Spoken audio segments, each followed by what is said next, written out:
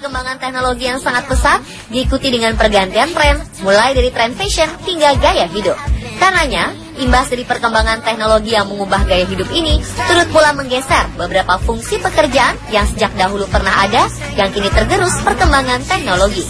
Beberapa profesi berikut ini keberadaannya jarang ditemukan, bahkan seolah telah hilang di telan zaman. Dan berikut, On The Spot telah merangkumnya dalam pekerjaan yang hilang di telan zaman.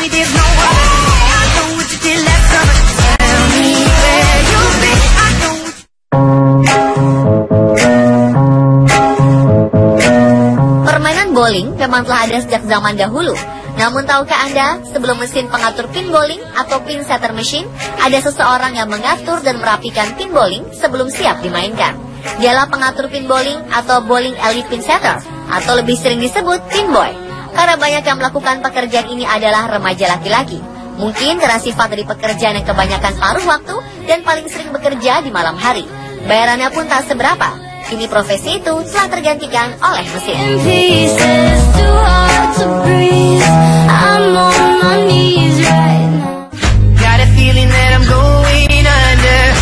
Sebelum radar ditemukan, para pemantau pesawat musuh atau pre-radar listener for enemy aircraft lah yang bertugas mendeteksi kedatangan musuh. Dengan mendengarkan suara mesin dari pesawat musuh yang mendekat, mereka menggunakan sebuah alat bernama acoustic mirror yang dipasang di kedua telinga untuk mendeteksinya. Acoustic mirror juga digunakan untuk mengidentifikasi getaran pesawat musuh yang ditemukan antara tahun 1927 hingga 1930 dan dipakai setelah Perang Dunia I.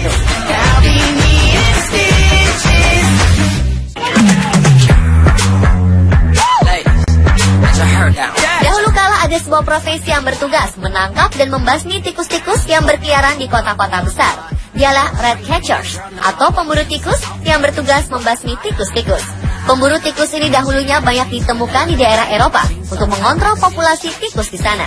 Pekerjaan ini penuh resiko gigitan dan infeksi, namun mereka membantu menjauhkan para tikus-tikus tersebut dari masyarakat.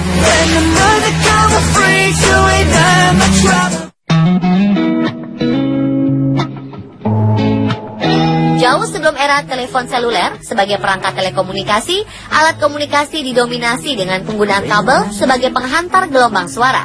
Dan operator sirkuit telepon atau switchboard operator lah yang bertugas menghubungkan sambungan telepon. Kira-kira pada tahun 1960-an, perusahaan-perusahaan menggunakan switchboard telepon manual. Dan para operator sirkuit telepon menghubungkan panggilan dengan memasukkan sepasang colokan telepon ke jack yang sesuai. Mereka bekerja untuk menyelesaikan panggilan jarak jauh. Namun kini, dengan perkembangan sistem panggilan telepon yang terkomputerisasi, panggilan telepon yang sebelumnya dihubungkan oleh operator secara manual digantikan secara otomatis tanpa campur tangan manusia.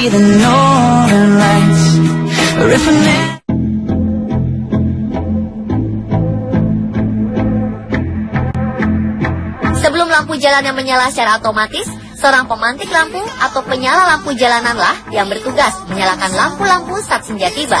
Lampu dinyalakan setiap malam umumnya dengan menggunakan sumbu pada tiang panjang.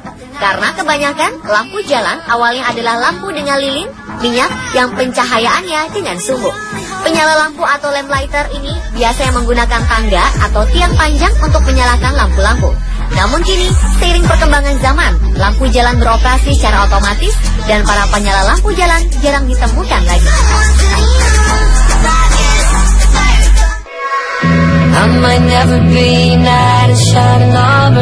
Karena pada zaman dahulu belum ada jam waker atau alarm pada ponsel, para manusia alarm atau human alarm clock lah yang bertugas memastikan para warga bangun tepat waktu. Mereka biasa disebut knocker upper, bertugas mengetuk pintu dan jendela dengan berbagai cara sampai pelanggannya bangun. Alat yang mereka gunakan diantaranya tongkat, alat pemukul, dan kerikil untuk mengetuk jendela para warga, bahkan peluru kacang yang dilemparkan ke kaca. Lucu juga ya?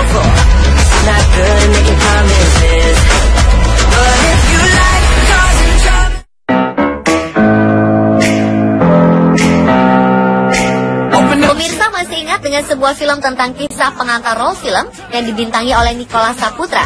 Ya, Janji Johnny memperlihatkan kepada kita bagaimana pekerjaan dari profesi seorang pengantar role film. Namun kini dengan masuk ke era digital membuat keberadaan profesi pengantar role film seakan hilang. Produsen film dunia Hollywood kini tidak menggunakan pita seluloid lagi, namun sudah beralih ke digital. Hal ini membuat pengusaha bioskop melakukan konversi besar-besaran dalam mengganti proyektor atau proses distribusi yang menjadi lebih pendek. Akibatnya, pekerjaan sebagai pengantar roll film yang sangat berjasa itu kini seolah telah ditelan mereka ke digital. Secara teknis, penggunaan format digital banyak memberi kemudahan dan keuntungan karena dapat memangkas ongkos penggandaan kopi.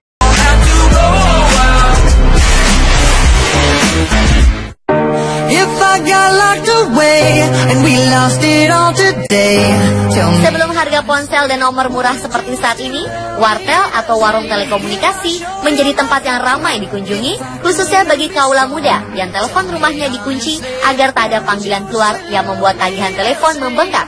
Ya, usaha wartel pernah ramai saat pertengahan 1990-an. Namun seiring perkembangan teknologi, usaha wartel kian tergerus. Karena kini orang lebih memilih berkomunikasi lewat ponsel pribadinya, yang harga dan tarif teleponnya yang murah untuk menunjang komunikasi dengan menelpon, SMS, ataupun chatting.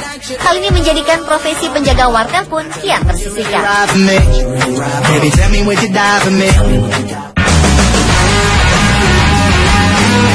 Bagi para generasi 90-an, pasti akrab dengan profesi yang satu ini. Dialah tukang sewa game keliling yang biasa mangkal di depan sekolah saat istirahat atau jam pulang tiba. Saat ini pekerjaan ini seolah hilang di telan zaman karena sudah tergantikan dengan rental PlayStation, bahkan game-game yang bisa diunduh di ponsel-ponsel pintar.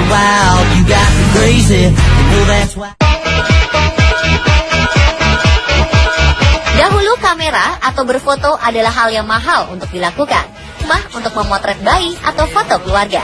Seiring perkembangan zaman, profesi ini sudah jarang ditemukan karena tak sedikit orang yang mempunyai kamera digital sendiri. Bahkan untuk berselfie ria, kapan dan dimanapun, kamera ponsel menjadi andalan bagi tiap orang saat ini.